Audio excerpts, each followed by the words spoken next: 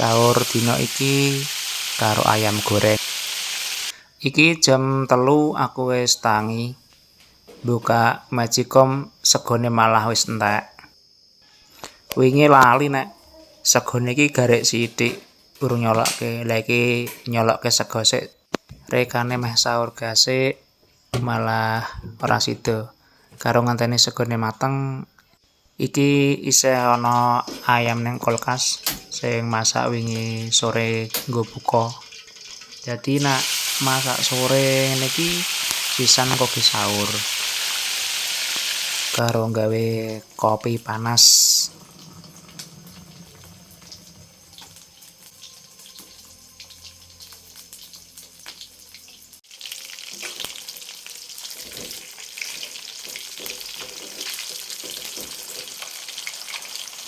Nek goreng ayam aku senenge sing garing ngene iki. Iki ayame wis mateng, segone yo mateng. Hawane arep maem. Monggo sahur, guys.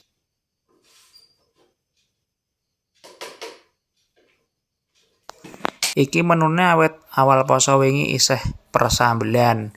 Lah iki gawe sambel tempong meneh. Sing weke wingi sore ya kan.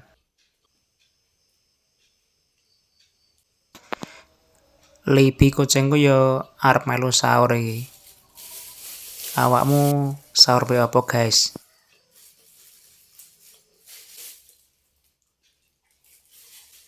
Nek sahur mangane sing akeh ben kuat tekan maghrib.